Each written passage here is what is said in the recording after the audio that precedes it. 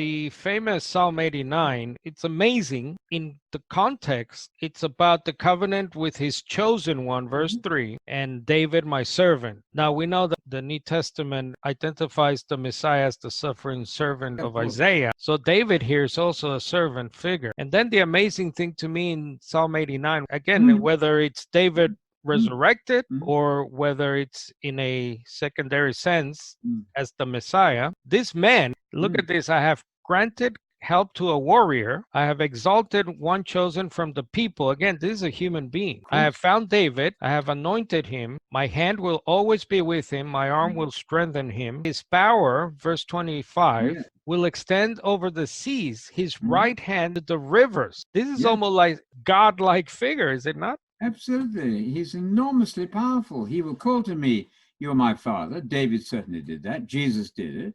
David will be in the first resurrection. We know that. He will be in a very prominent position as king in Israel, and Messiah likewise. David and Jesus are alike. They're not the same person, of course, but why not both? God is indeed going to raise up literally at the first resurrection, father of the faithful, Abraham and Isaac and Jacob and all the prophets, and of course David.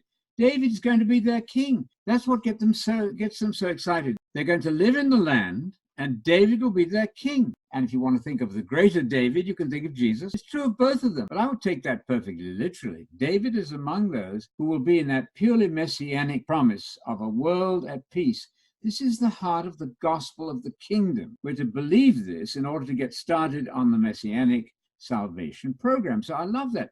So I think this refers to both equally well, whether you're thinking of Jesus in the ultimate sense. He's the greater David, just as Jesus is the greater Moses. Not a problem. We get atomistic in our Western way of thinking. One knows exactly this and not that.